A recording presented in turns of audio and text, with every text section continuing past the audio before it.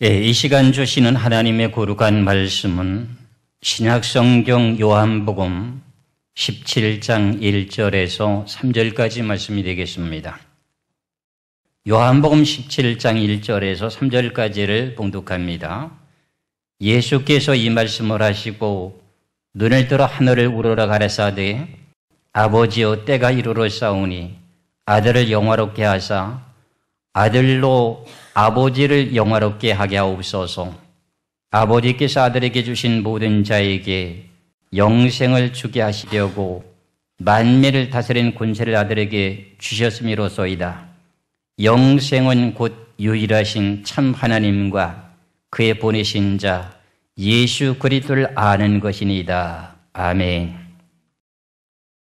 오늘 요한복음 17장 1절에서 3절까지 제목은 영생은 곧 유일하신 참 하나님과 그의 보내신 자 예수 그리스도를 아는 것이 영생이라는 제목으로 말씀을 드립니다. 이제 예수님께서 이 땅을 이제 떠나게 될 작별 인사를 제자들과 나누게 된 후에 이제 영생을 얻게 되는 내용의 중요한 핵심이라고 하는 내용인 오늘 본문의 3절에 영생은 곧 유일하신 참 하나님과 그의 보내신 자 예수 그리스도를 아는 것이 영생이니라. 이렇게 말씀을 결론을 내렸습니다. 사실은 신구약의 모든 말씀이 이 요한복음 17장 3절에 하나님을 참 하나님을 아는 것과 주 예수 그리스도를 아는 것이 영생이라고 하는 이 내용 자체가 전체적인 신구약의 성경의 말씀의 제목이라고도 할 수가 있습니다. 이 내용의 말씀은 너무나도 광범위하기 때문에 그 내용을 다 말씀드릴 수는 없고 이제 오늘 한 일부적인 내용 속에서 참 하나님이 무엇이며 참 예수가 무엇인지 예수를 알지 못하면 결과적으로 우리가 구원을 받지 못한다, 영생을 얻지 못한다, 그런 내용의 뜻입니다. 그럼 우리 예수를 믿고 예수의 이름을 부르는 모든 분들이 이거 모르는 분이 누가 있겠느냐 이렇게 의문을 제기할 수도 있습니다. 그러나 이 말씀을 깊이 생각해 보면 쉽게 이해가 다 간다 이렇게 말할 수가 없습니다. 앞서서 말씀드린 내용과 마찬가지로 이 내용의 제목의 말씀은 신구약의 모든 말씀에 대한 뜻의 핵심이며 제목이 된다고 이렇게 해도 과언이 아닙니다. 그럼 오늘 본문의 말씀인 제목만 가지고 말씀을 드리게 되겠는데 영생은 곧 유일하신 참 하나님과 그의 보내신 자 예수 그리스도를 아는 것이 영생이라고 하셨으니 그러면 왜 하나님이라고 하는 말을 늘 우리가 하고 듣고 있는데 또 참 하나님은 무엇이냐? 이 내용을 우리가 깊이 생각해 봐야 됩니다.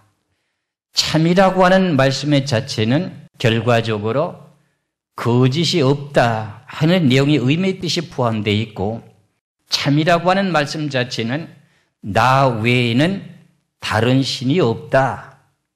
나만이 유일한 신이다. 이런 말씀의 의미의 뜻입니다. 그렇다면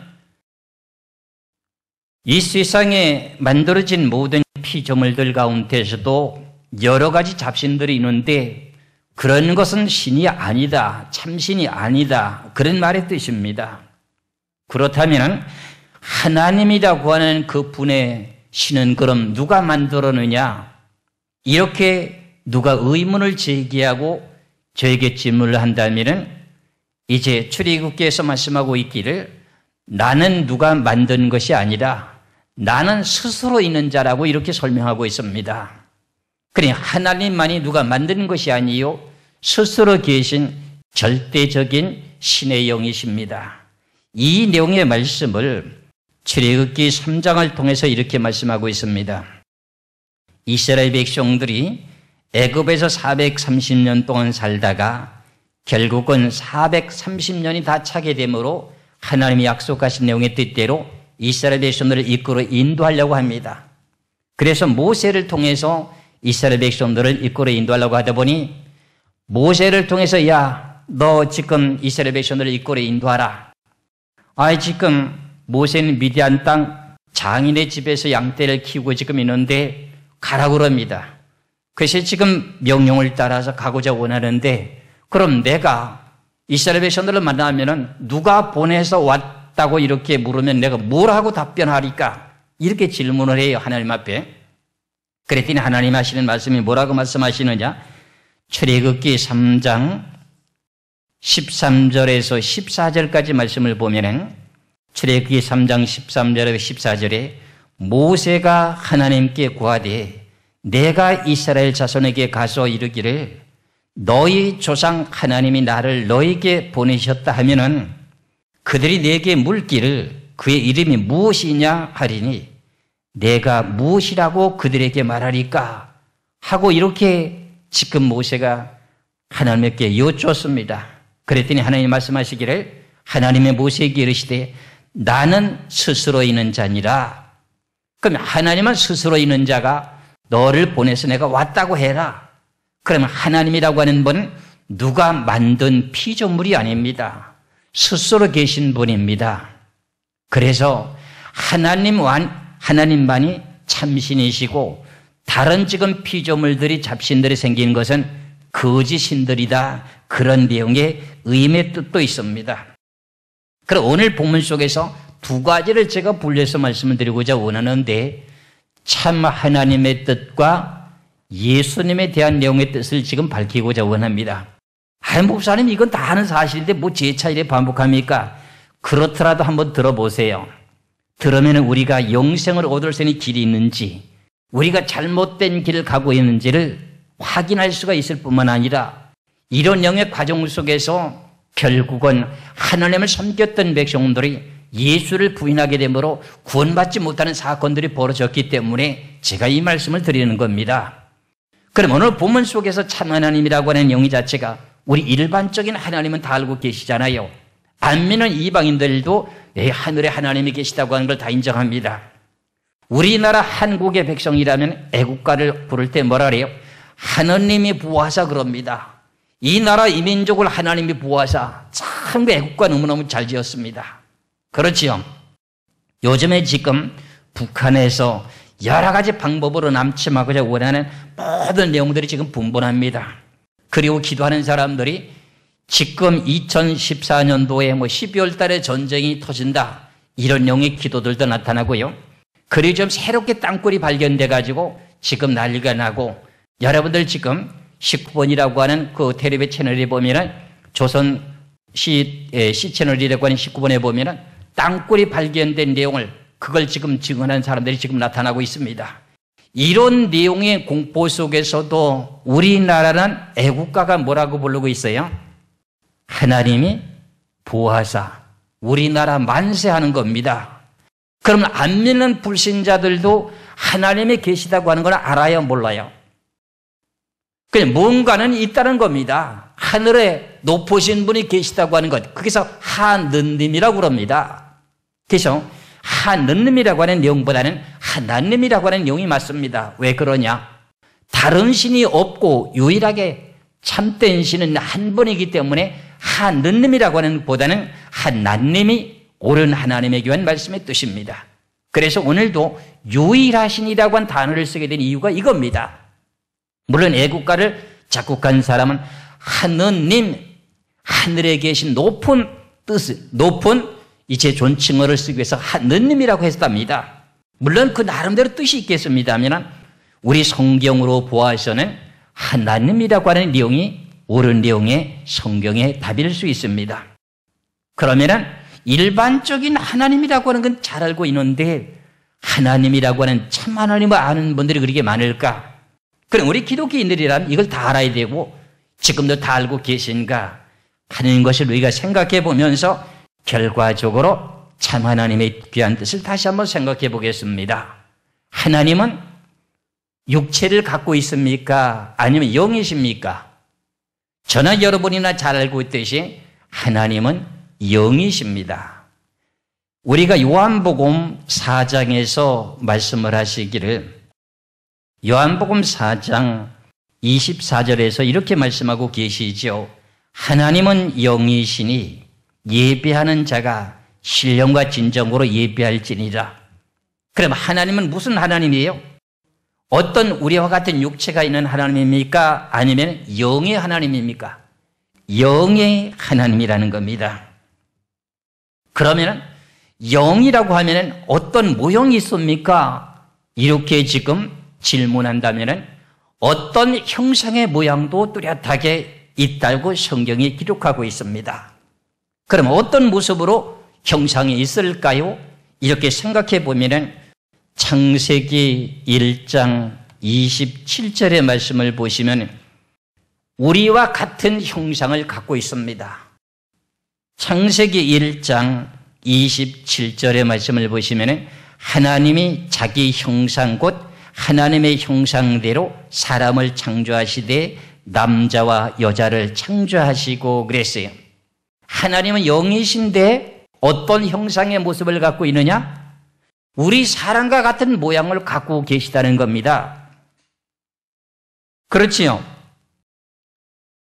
그럼 여러분들 하나님이라고 하는 분이 어떤 분이신가 했더니 참 신이라고 하는 신은 하나님 외에는 없고 그 하나님은 누가 창조한 신이 아니라 스스로 계신 신이시다. 그분은 영이시다. 그분의 형상의 모습은 어떤 모습의 형상이냐? 우리 사람과 같은 똑같은 모습으로 영상이 있다. 이 내용을 성경에서 증명하고 있습니다. 그리고 하나님을 갖다가 다른 표현으로 또 표현하기를 하나님은 말씀이시다. 이렇게 또 표현하고 있습니다. 지금 내용이 좀 복잡한 것 같은데 잘 듣고 이해를 하시면 간단합니다. 말씀을 보고 하나님이라고 합니다. 요한복음 1장 1절에 보시면은 요한복음 1장 1절의 말씀을 보시겠습니다. 태초에 말씀이 계시니라. 이 말씀이 하나님과 함께 계셨으니 이 말씀은 곧 하나님이시니라. 그러면 신구약의 모든 말씀에 이 기록된 내용의 말씀들은 누구의 말씀이에요? 세상에 어떤 노벨상을 탄 사람들이 기록한 말씀이에요? 하나님의 말씀이에요? 하나님의 말씀이라는 겁니다. 그 하나님의 말씀이 뭐라는 거예요? 하나님이라는 겁니다.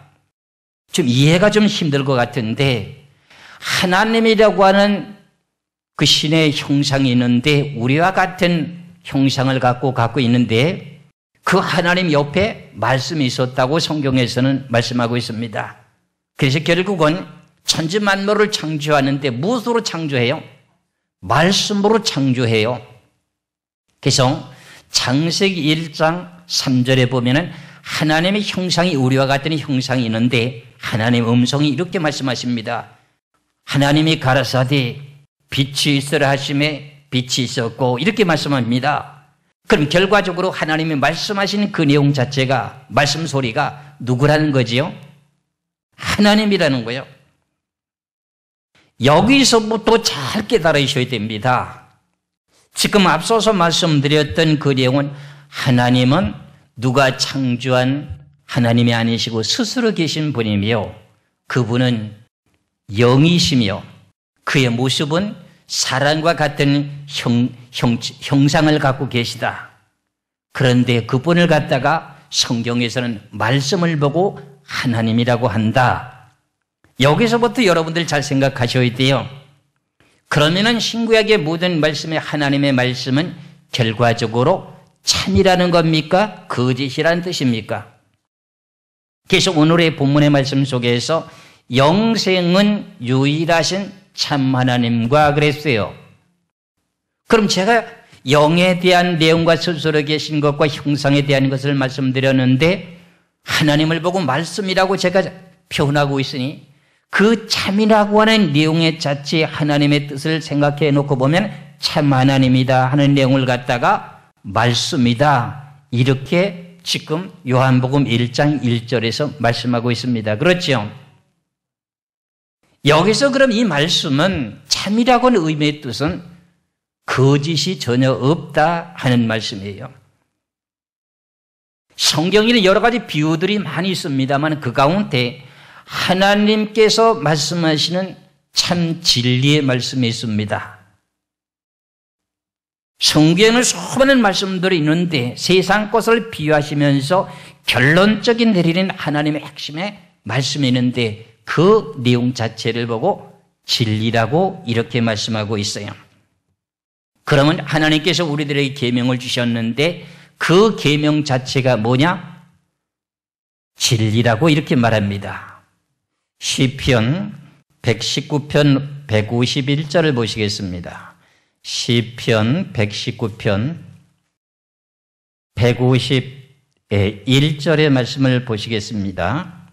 여호와께서 주께서 가까이 계시오니 주의 모든 계명은 진리니이다. 하나님께서 우리들에게 계명을 주신 그 내용은 무슨 내용이라는 거죠? 진리다.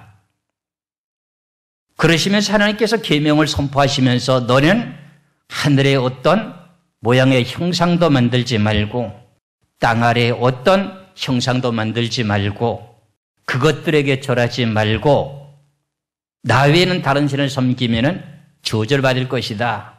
나를 믿는 사람들은 여러분들의 자손까지도 천대까지 은혜를 베풀 것이다. 이렇게 계명을 하셨던 이 내용의 말씀이 거짓인가요? 참인가요? 그것을 보고 진리라고 말씀하셔요. 그 내용이 하나님이라고 하는 내용의 뜻을 깨달으시면서 지키게 될 때에 우리가 영생을 얻을 수 있다고 하는 그런 내용의 의미의 뜻이 됩니다. 그래서 우리가 성경의 말씀 속에서 참 하나님이라고 하는 내용의 자체가 무엇인가 하는 것을 깨달아야 되는데 그렇지 못하고 잘못된 말을 하게 되면 참 하나님의 말씀이 아닌 것이 될 수 있습니다. 그래서 다시 한번 요한복음 17장 17절의 말씀을 보시면은 결과적으로 하나님의 말씀은 진리라고 하는 것을 여기서도 강조하고 있는데 시편에 한 서너 군데가 나오고 요한복음에 여기 또 유일하게 쉽게 기다릴 수 있는 내용으로 나옵니다. 요한복음 17장 17절에 저희를 진리로 거룩하게 하옵소서 예수님께서 저 제자들에게 진리로 거룩하게 하옵소서 아버지의 말씀은 진리니이다. 그럼 이 진리라고 하는 말씀이 뭐냐? 참이다. 그런 뜻입니다. 그럼 참이라고 하는 내용의 반대는 무슨 뜻이냐? 거짓이다. 그럼 하나님의 말씀은 결과적으로 거짓이 전혀 없다. 그래야 우리가 하나님의 귀한 신구에게 말씀을 보면서 그 말씀을 믿는 믿음을 가지게 되지요. 만일에 하나님의 거룩한 말씀이 틀린 것이 있다면 어느 것이 참이고 어느 것이 거짓인지를 분별이 안 되잖아요. 그럼 하나님의 명령하신 모든 말씀은 전부 다가 뭐예요? 진리인가요? 거짓인가요? 진리입니다. 참이라 그런 말입니다. 지난주에 제가 아브라함에 대한 내용을 말씀을 드렸습니다. 창세기 12장 1절에서부터 3절까지 보니까는 아브라함이 갈대우르에서 살고 있었습니다. 자기 조상 대대로 물려받았던 그 땅, 거기서 살고 있었는데 하나님께서 명령하시기를 너는 본토 친척 아비의 집을 떠나 네게 지시할 땅으로 가라. 내가 너를 큰 민족을 이루겠다. 이렇게 약속하셨어요. 그 하나님의 말씀은 진리입니까? 거짓입니까? 진리입니다. 그때 당시 성경이 없었습니다. 그런데 갈대우르를 떠나게 될 때 모세의 나이는 75세라고 하는 것을 지난 시간에 말씀드린 바가 있었습니다. 그래서 가나안 땅에 가서 사는 동안에 여러 가지 어려움도 겪었습니다. 하나님이 분명히 나를 보고 음성으로 들려주시기를 아브라함아 너를 갈대우르를 떠나라. 내가 너를 큰 민족을 이루겠다. 이 말씀을 듣고 나니까 생각이 여러 가지가 분분합니다.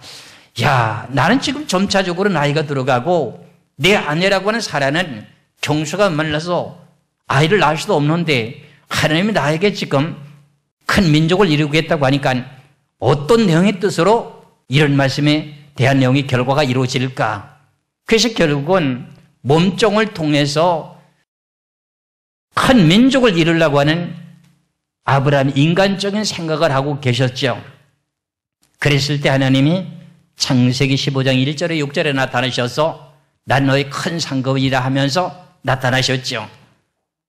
그래서 하나님께서 나에게 씨를 안 주셨으니 나에게서 길기 위한 몸종을 통해서 내가 후사를 이어서 큰 민족을 이루겠습니다. 그런 뜻입니다. 그랬더니 하나님 말씀하시기를 뭐라고 하냐? 아니다. 네 몸에서 날 씨가 하늘의 별수처럼 많게 할 것이다. 그래서 큰 민족을 이루게 된다. 그런 내용의 답을 큰 민족을 이루겠다고 하는 내용의 뜻을 세부적인 사항을 정확하게 가르쳐 줬습니다. 그랬더니 그제서야 깨달았습니다. 그래서 결과적으로는 인간의 생각과 힘으로는 도저히 될 수가 없습니다. 그런데 그것을 결과적으로 아브라함은 믿음을 잃지 않고 믿었습니다. 이 내용의 말씀을 여러분들이 깊이 생각을 하셔야 됩니다. 마음에 깊이 새겨야 됩니다. 인간의 방법으로는 도저히 안 됩니다, 생각으로는. 그런데 하나님은 하시겠다는 겁니다. 그게 진리라는 거예요. 그래서 로마서 4장 18절에서 22절까지 보면은 제가 앞서서 말씀드린 내용과 마찬가지로 인간의 힘으로는 도저히 할 수 없는 가운데서도 지금 믿었다고 하는 내용을 로마서 4장 18절에서 22절까지 하게 된 이 내용의 말씀의 뜻을 다시 한번 생각해 봅니다. 로마서 4장 18절에서 22절까지 아브라함이 바랄 수 없는 중에 바라고 믿었으니 이는 네 후손이 이 같으리라 하신 말씀대로 많은 민족의 조상이 되게 하려 하심은 이남이라. 그가 백세나 되어 자기 몸에 죽은 것 같음과 사레트에 죽은 것 같음을 알고도 믿음이 약하여지지 아니하고 믿음이 없어 하나님의 약속을 의심치 않고 믿음에 견고하여져서 하나님께 영광을 돌리며 약속하신 그것을 또한 능히 이루실 줄을 확신하였으니 그러므로 이를 저에게 의로 여기셨느니라. 하나님을 믿는다고 하면서도 하나님의 말씀을 안 믿는 사람이 있습니다. 그러면 결과적으로는 그는 헛된 믿음이라는 의미의 뜻입니다. 인간의 방법으로 안 되는 방법들이 너무너무 많습니다. 그런데 참 하나님은 그 모든 것을 가능케 하고 하나님의 말씀은 말씀이 그때대로 모든 것이 다 이루어지더라는 겁니다. 그것을 보고 말하기를 뭐라고 말하느냐? 진리다. 그걸 보고 말하기를 다른 말로 말할 때 뭐라고 말하느냐? 참 하나님이다. 저분은 거짓이 전혀 없다. 이사야 7장 14절에 보니까 처녀가 잉태하여 아들을 낳을 것이라고 이렇게 말씀하고 있습니다. 야, 이거 성경 이거 기록한 사람이 잘못 기록한 거 아니냐? 하나님 말씀의 음성을 들을 때 잘못 들은 거 아니냐? 의심하게 될 수밖에 없는 것이 사람의 생각이었습니다. 처녀가 어떻게 아들을 낳습니까? 남자가 있어야지 아들을 낳지. 그런데 하나님의 말씀에는 분명하게 처녀가 잉태 아들을 낳는다는 거예요. 그래서 결국은 마리아를 통해서 성령으로 말미암아서 예수 그리스도가 탄생되는 놀라운 역사가 나타났던 그 내용의 결과가 거짓이었습니까? 참이었습니까? 참이었습니다. 그것이 결과적으로는 뭐예요? 진리였다는 뜻입니다.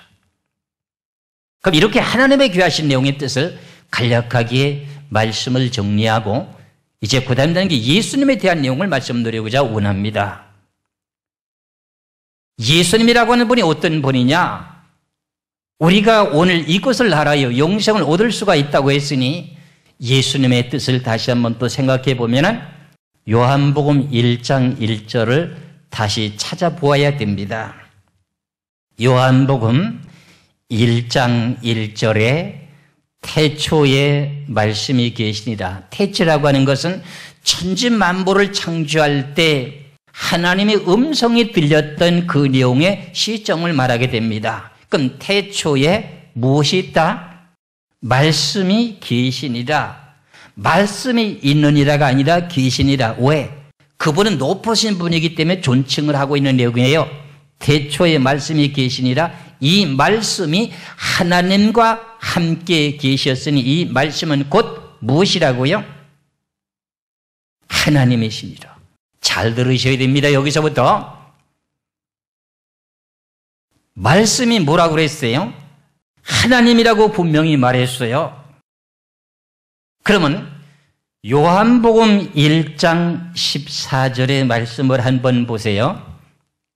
요한복음 1장 14절에 보니까는 말씀이 육신이 되어 우리 가운데 거하심에 우리가 그 영광을 보니 아버지의 독생자의 영광이요 은혜와 진리가 뭐하더라? 충만하시더라. 그런 말씀이 육신이 되어서 나타나신 그 내용이 누구예요? 예수님이라고 하는 이름의 칭호를 가지고 오셨습니다. 그러면 요한복음 1장 1절을 놓고 보니까 말씀은 누구라고 했어요? 하나님이라고 했어요. 그럼 하나님이라고 하는 분은 어떤 분이라고 했어요? 육체가 있었어요? 아니면 영으로 계셨어요? 영으로만 계셨어요. 그런데 하나님이 이 땅의 죄인들을 구원하기 위하여 말씀이 육신이 되어서 이 땅에 육체의 몸을 입고 지금 나타나십니다. 그러면 우리가 생각하기를 예수님이 결과적으로 무엇이라고 칭호를 해도 말이 맞을까요? 하나님이라고 해도 되지요. 예수님을 보고 하나님이라고 해도 돼요. 그렇지요. 그런데 지금부터요, 제가 기억나기를 약 한 25년 전에 성경이 좀 깨달아지고 열리기 시작할 때 예수님을 보고 하나님이라고 하니까요, 이단 그랬어요. 예수님을 보고 하나님이라고 하니까 이단이라 그랬다니까요. 잘 들어보세요. 이제는 눈이 밝아지고 영혼이 열려져 가지고 예수님을 보고 하나님이라고 해도 이단 소리 안 해요. 왜 그러냐? 뭔가 성경을 좀 깨달은 바가 있어서 그래요. 그럼 세월이 점차적으로 흘러가면서 성경이 열려요? 닫혀요? 성경이 열려지고 있기 때문에 그래요. 여러분들의 신앙도 결과적으로 진보적인 신앙, 열린 신앙이 되어야 돼요.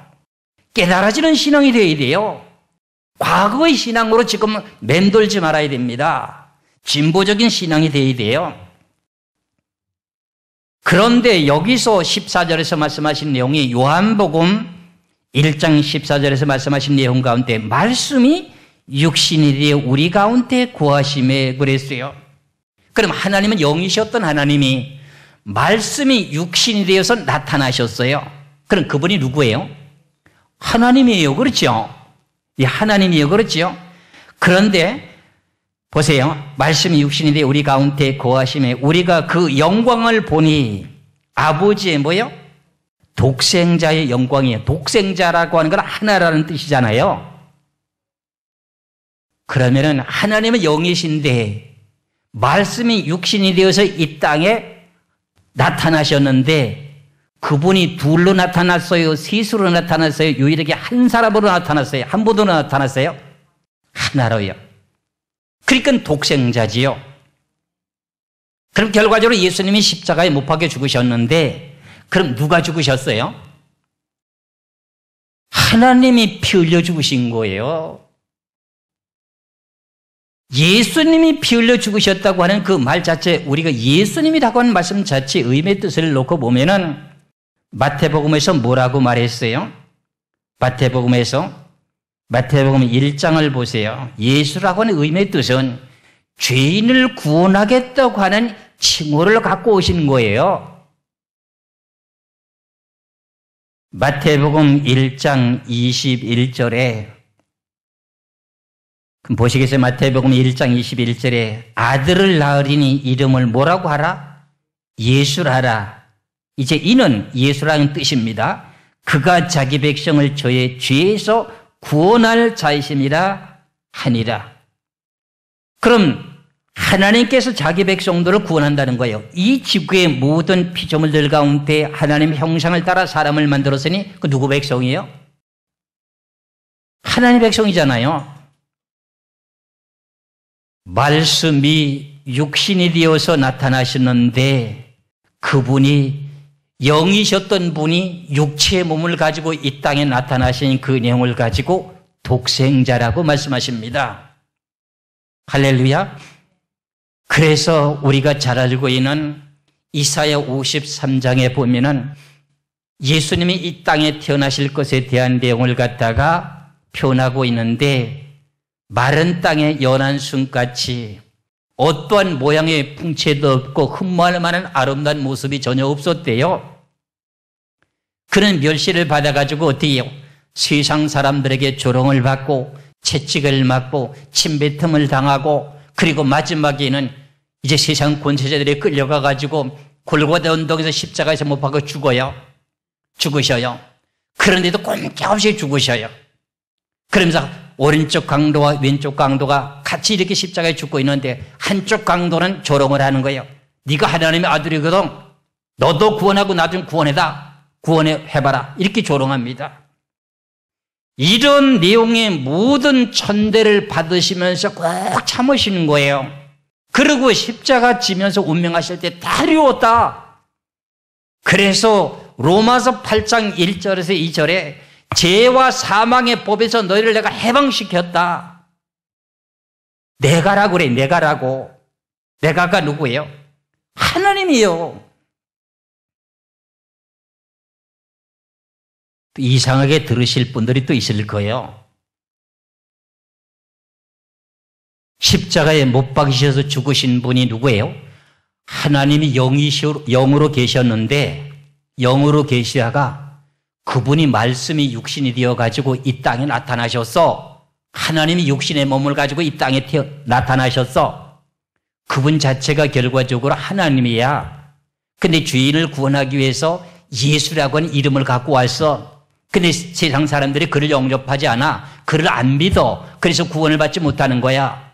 요한복음 3장 16절에 말씀하시기를 하나님께 세상을 이처럼 사랑하사 독생자를 주셨으니 저를 믿는 자마다 멸망치 않고 영생을 얻게 하려 하심이니라. 진행형으로 지금 말씀하고 계시거든요. 그럼 독생자 외아들이 뭐냐? 하나님이 육신으로 나타나신 분은 한 분밖에 안 계시기 때문에 독생자인 거예요. 할렐루야. 그래서 그분에 대한 내용을 성경에서 여러 곳에서 말씀하고 있어요. 여러분들 한번 보시기 바랍니다. 빌립보서를 한번 보세요. 빌립보서 2장을 보시면은 빌립보서 2장 6절에서 11절까지 말씀을 보시면은 예수님 자신을 보고 누구라고 말씀하셨는가? 빌립보서 2장 6절에서 11절까지 보세요. 그는 근본 하나님의 본체시나. 그럼 예수님을 지금 설명하는 거예요. 그렇지요? 그는 근본 하나님의 본체시나 하나님과 동등됨을 취할 것으로 여기지 아니하시고 오히려 자기를 비워 종의 형체를 가져 사람들과 같이 되었고 그랬잖아요. 그럼 영으로 계셨던 스스로 계신 하나님이 말씀과 함께 계셨던 그 말씀이 육신이 되어서 나타나셨어요. 그래서 세상의 육체의 사람과 같은 형체를 가지고 나타나셨다는 겁니다. 그게 누구라는 거지요? 근본 하나님이라고 그랬어요. 그렇지요? 하나님의 본체라고 했으니 하나님이잖아요. 형상을 가지고 사람들과 같이 되었고 사람의 모양으로 나타나셨음에 자기를 낮추시고 죽기까지 복종하셨으니 곧 십자가에서 죽으심이라. 그 십자가에 죽으신 분이 누구예요? 하나님이 죽으셨어요. 죄인들을 구원하기 위해서 죽으셨다고 하는 내용의 이름을 붙인 것이 뭐예요? 예수 그리스도께서 십자가 지셨다 그래요. 예수님을 보고 뭐라고 그래요? 주라 그래요. 주, 임금 주자, 주인 주자. 그럼 결과적으로 우리가 여기서 오늘 본문에서 말씀하시는 제목이 뭐였어요? 영생은 유일하신 참 하나님과 그의 보내신 자 예수 그리스도를 아는 것이 영생이라고 했으니 예수님에 대한 걸 지금 우리가 알아보는 거예요. 그래야 우리가 믿든지 말든지 할 거 아니에요. 할렐루야. 그래서 요한복음 14장에서도 이렇게 말해요. 빌립이라고 하는 사람이 예수님을 보고 뭐라고 말씀하시냐 할 것 같으면은 하나님을 좀 보여주옵소서 이렇게 청을 하니까는 야, 네가 나를 보고도 하나님을 보여달라고 하느냐 그러잖아요. 나를 본 자는 하나님을 보았거늘 그러는 거예요. 그럼 이해가 지금 맞아요, 안 맞아요? 요한복음 14장 8절에서 9절의 말씀을 봅니다. 요한복음 14장 8절에서 9절까지 빌립이 가로되 주여 아버지를 우리에게 보여주옵소서. 아버지 보여달라고 하는 거 하나님 보여달라는 소리 아닙니까? 그렇잖아요. 보여주옵소서. 그리하면 족하겠나이다. 예수께서 가라사대 빌립아 내가 이렇게 오래 너희와 함께 있으되 네가 나를 알지 못하느냐. 나를 본 자는 아버지를 보았거늘 어찌하여 아버지를 보이라 하느냐. 그럼 예수님을 보았으면 하나님을 보았는데 뭘 하나님을 보여달라고 하느냐. 그럼 예수님이 하나님 맞아요, 안 맞아요?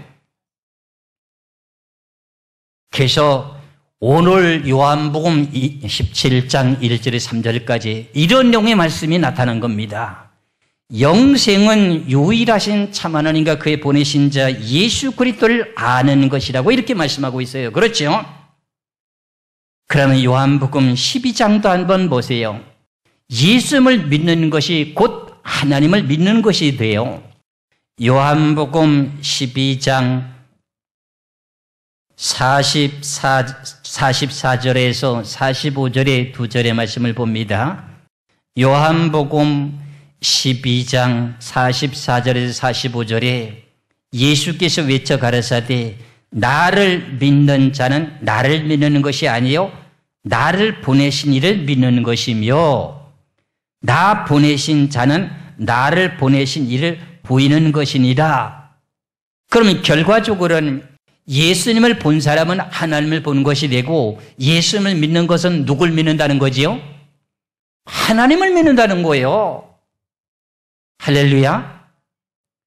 그런데 결과적으로 하나님을 믿으면서도 예수를 부인하게 되게 되면 어떻게 돼요? 결과가?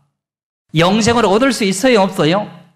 이제는 뭔가 좀 감이 잡히지요. 제가 말씀하고자 원하는 의도가 무엇인지를 요한일서 2장을 한번 보시기 바랍니다. 요한일서 2장 22절에서 23절의 말씀. 요한일서요. 요한복음이 아니라 요한일서 2장 22절에서 23절까지 보니까 거짓말하는 자가 누구뇨? 예수께서 그리스도이심을 부인하는 자가 아니뇨? 그럼 예수 그리스도를 부인한 자가 거짓말쟁이라는 겁니다. 아버지와 아들을 부인하는 그가 적그리스도니 그러면 아들도 부인하고 아버지도 부인하면 적그리스도라는 겁니다. 그런데 23절을 보시기 바랍니다. 아들을 부인하는 자에게는 또한 아버지가 없으되 아들을 시인하는 자에게는 아버지도 있느니라. 그럼 아들을 부인해버리면 누구도 부인하는 것이 돼요? 아버지요. 왜요? 하나님이 말씀이 육신이 돼서 나타나셨으니 너희들이 안 보이는 하나님을 믿고 의지하고 있었던 저 중동 땅이라고 하는 이스라엘 나라 땅에 예수님이 오셨을 때에 하나님을 믿고 율법을 철저하게 지켰던 바리새인들과 서기관들과 대제사장들과 장로들이 하나님을 섬기고 있었는데도 예수 그리스도를 믿었어요, 안 믿었어요? 안 믿었어요. 그럼 오늘 제목의 말씀이 뭐예요? 영생은 유일하신 참 하나님과 그의 보내신 자 예수 그리스도를 아는 것이니다. 하나님을 참되게 잘 믿는다고 하면서 일주일에 2번 금식하고 불의한 것 토색 간음하지 않고 10분의 1에 꼬박꼬박 다 철저하게 바치고 하나님을 섬긴다고 거룩거룩하게 교만을 떨고 있었으면서도 하나님이 육신이 되어서 오셔는 예수를 영접하지 않고 맞이하지 않았으니 결과적으로 누구를 믿지 않은 것이 된 거예요? 예수님을 믿지 않은 내용이 하나님을 부인한 것이 돼버렸어요. 그럼 우리가 여기서부터 무엇을 깨달아야 될까? 우린 예수님을 철저하게 믿고 있습니다. 그렇죠? 근데 예수님이라고 하는 분이 누군가를 생각해 보셔야 될 거 아닙니까? 이름이 예수라고 하는 칭호를 갖고 오셨을 뿐이지 예수님 자체가 하나님이었다는 거예요. 하나님이 영이신데, 스스로 계신 영이신데 그분은 거룩하신 영이시기 때문에 죄인과 만날 수 없어서 결과적으로 말씀이 육신이 되어서 이 땅에 나타나셨어요. 그럼 결국은 그분은 하나님이었어요. 그래, 이름을 바꿔 가져온 거예요. 그렇죠? 그래서 이스라엘 백성들이 하나님의 아들이 오신다고 이렇게 말씀하셨으니 아들이라고 하는 의미의 뜻이 뭐예요? 하나님의 영이시기 때문에 육체적으로 어떤 모습이 나타나는 것이 아들이거든요. 그래, 말씀이 육신이 되어서 나타나는데 하나님이 나타나신 분이 둘이 나타났어요? 셋이 나타났어요? 하나잖아요.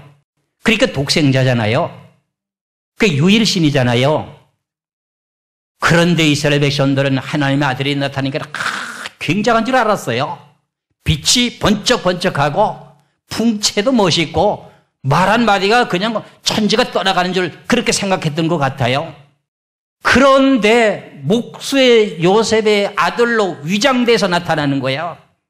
그래서 하나님은 우리들에게 말씀하시기를 거칠에 대한 신앙, 외모적인 것을 보지 말라. 얼굴이가 아름답게 생겼고 옷을 아름답게 빼서 입었다 할지라도 결과적으로 그것은 하나님 안 보신다. 뭘 보시느냐? 인간에 대한 육체는 전부 다가 죄의 덩어리이기 때문에 그 마음속에 있는 심령을 살피시느니라. 여러분들이 예수 그리스도를 믿는지 안 믿는지 마음에 여러분들 하나님이 살피신다는, 마음을 살피신다는 거예요. 그래서 믿음이라고 하는 내용을 그 다음 시간에, 지금 다음 시간에 말씀드리려고 생각하고 있는데, 이제 여기서부터 이런 내용을 하시면서 무엇을 어떻게 믿어야 되는지, 믿음이 뭔지를 알아야지요.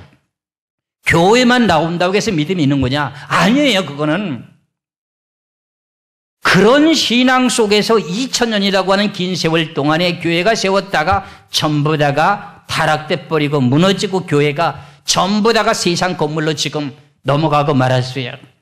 유럽이라고 하는 나라가 그 많은 교회들, 큰 대형 교회들이 전부 다가 잘못된 곳으로 전부 넘어가 버렸어요. 굳건한 하나님의 진리의 반석에 서지 못했어요. 하나님이라고 하는 참 하나님을 몰랐어요. 예수 그리스도를 몰랐어요. 결과적으로는 이것을 바르게 알게 될 때 영생을 얻을 수 있다고 하는 게 오늘 본문의 말씀이에요. 그렇다면 지금도 예수의 이름을 부르면서도 하나님의 귀한 뜻을 부인하는 계통이 또 뭐가 있어요?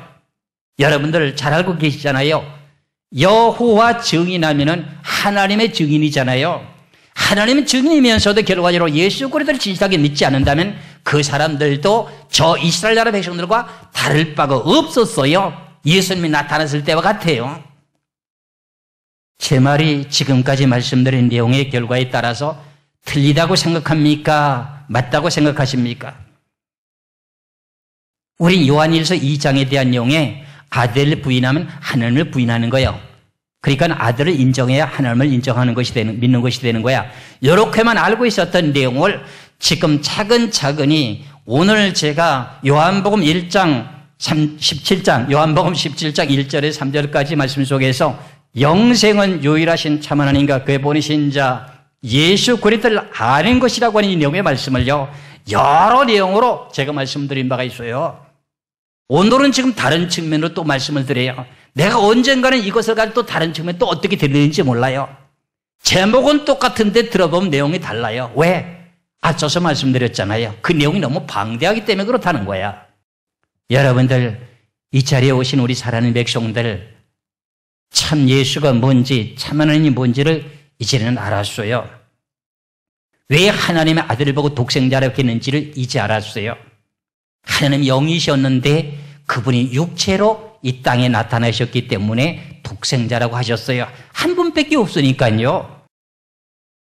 그 그 독생자가 우리들의 죄를 대신 짊어지시고 사망의 유황 볼못에 떠내려가는 것을 구원시켜서 너무나도 좋은 천국의 세계, 눈물도 없고 질병도 없고 고난과 고통도 없는 세상으로 이끌어 인도하시려고 우리를 대신해서 십자가를 지셨다고 하는 걸 깨닫게 될 때, 나를 낳은 부모도 나를 위해서 대신 십자가를 지지 못했는데 하나님이 나를 위해서 십자가 지셨다, 그것을 깨닫게 되면 그 다음에 뭐라고 말씀하시느냐?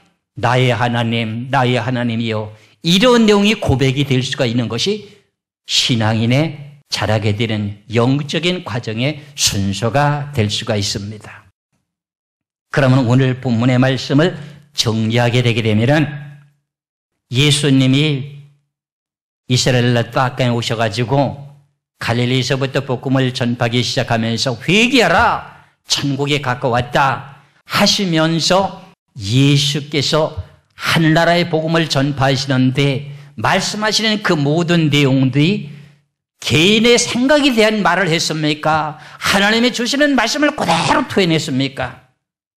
성경의 말씀을 보니까 내가 하는 말은 내 말이 아니라 하나님께서 주신 말씀을 내가 너에게 전하노라. 내가 육신의 몸을 입고 왔기 때문에 너희들이 모르고 있다.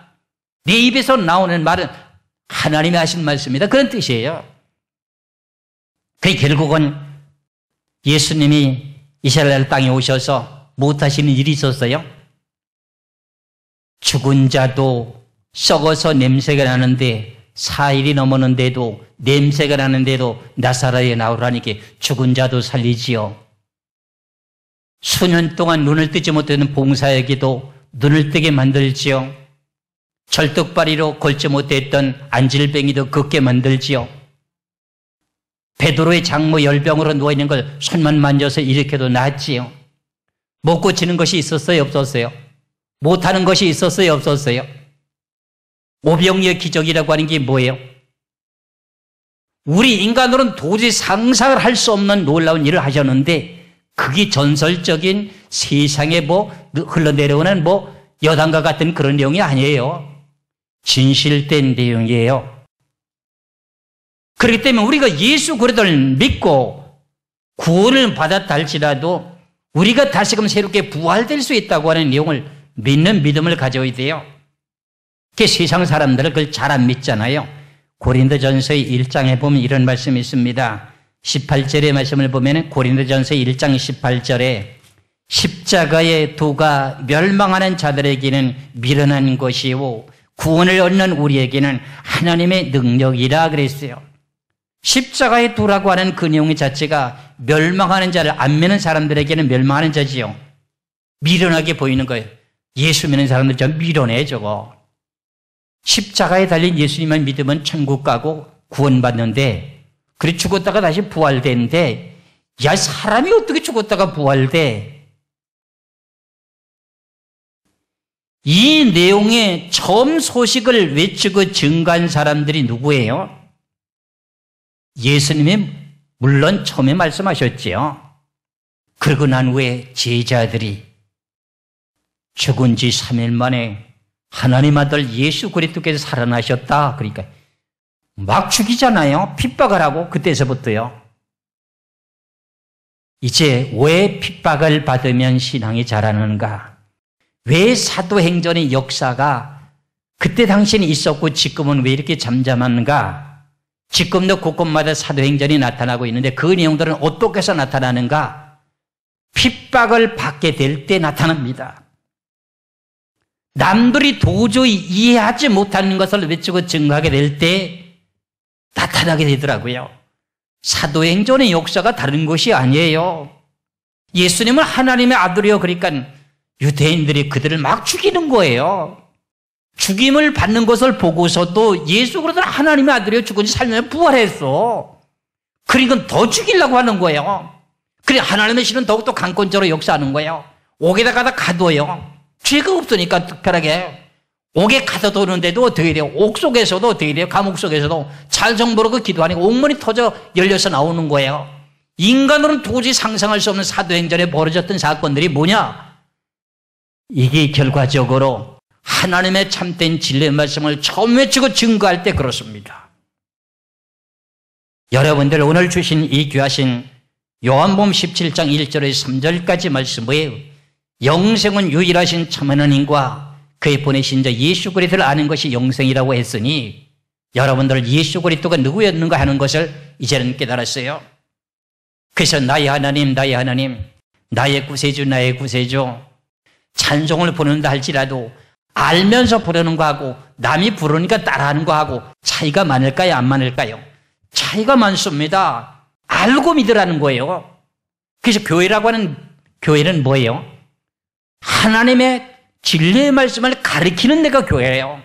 그런데 그것을 거짓되게 가르치면 되겠느냐고요? 아니잖아요. 참되게 바르게 가르쳐야 되잖아요. 목사님들은 성도들에게 목숨을 걸고 바르게 전해 줘야 돼요. 저나 여러분이나 하나님의 귀한 진리의 말씀을 믿으시기를 주의 이름으로 축원합니다. 오늘 본문의 말씀처럼 영생은 유일하신 참 하나님과 그의 보내신 자 예수 그리스도를 아는 것이 영생이라고 했으니 이 내용 속에서 하나님을 섬기면서도 영생을 얻지 못하고 지옥 가는 사람들이 있으니 얼마나 이 처참한 내용의 일일까요? 그래서 아는 것이 영생이라는 말씀이 무슨 뜻인지를 깨달아야 돼요. 저나 여러분이라 이제 새로운 말씀이 아닙니다. 늘 말씀드렸는데 그 순서를 맞추지 못한 것뿐이요. 그걸 다시금 정리해서 말씀드린 것뿐입니다. 저는 여러분들 이제는 예수님이 누구였다고요? 하나님이 영이셨는데 육체를 가지고 나타나신 하나님이었다는 거야. 그 예수라고 하는 이름을 왜 갖고 오셨는가 했더니 죄인들을 구원하기 위한 뜻으로 예수의 이름을 붙였다는 거야. 그럼 다시금 예수 그리스도께서 부활되셔서 승천해서 올라가셨는데 재림하실 때는 그러면 예수의 이름으로 또 오십니까? 예수의 이름으로 안 오셔요. 그때는요. 예수님이 다시금 재림하는 거 여러분 믿어요? 안 믿어요? 그런데 재림하실 때는 예수라고 하는 단어가 빠져요. 만왕의 왕, 유대인의 왕으로 오셔요.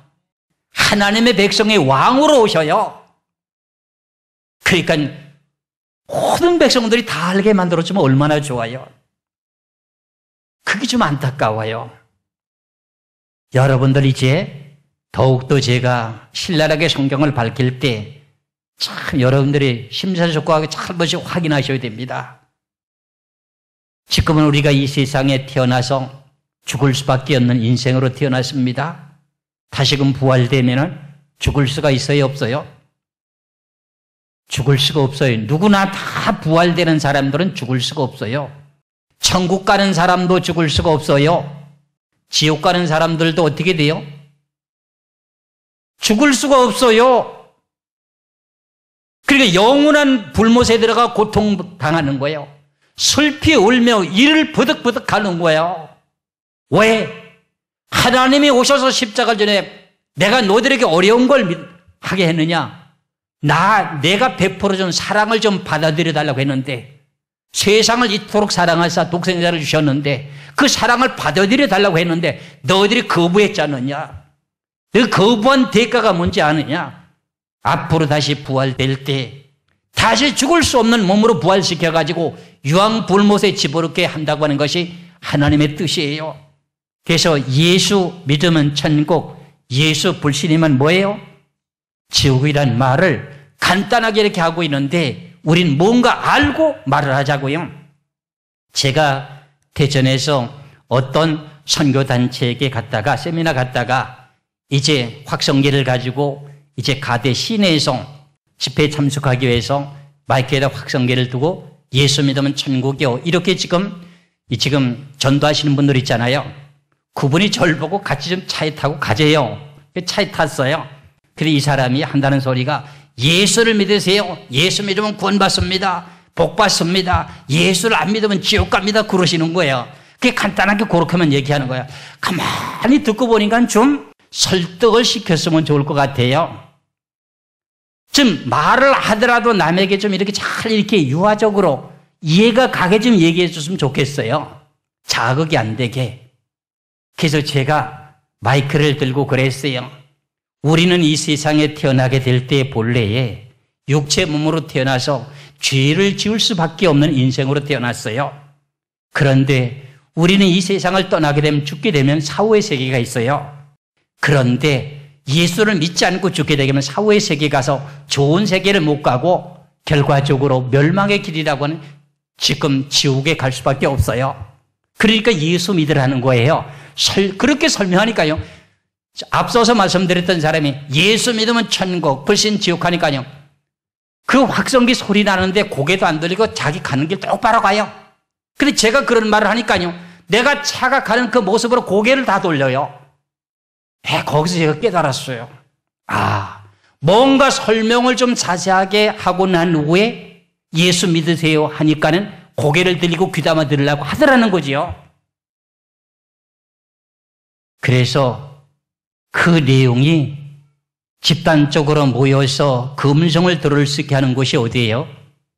교회라고 하는 곳이에요. 그래서 오늘도 여러분들이 오셨는데 오늘 오신 내용의 목적은 뭐예요? 하나님의 진리 말씀의 가르침을 받고 그 말씀이 믿어지는 믿음이 생겨서 내가 이 땅에 사는 동안에 어떻게 하든지 사후의 세계가 있다. 그리고 내가 죽고 난 후에 좋은 세계, 고통이 없고 질병이 없고 즐거운 세상 속에서 살 수 있는 그 세계를 바라보며 우리가 살아야 되기 때문에 예수 그리스도를 믿어야 되고 하나님의 진리를 깨달아야 되는구나 하는 것을 알기 위해서 여러분들이 오셨어요. 그렇다면 오늘 제가 정리해서 말씀을 다시 드린다고 하면 영생을 얻기 위해서는 맨 첫 번에 뭘 알아야 돼요? 참 하나님을 알아야 돼요.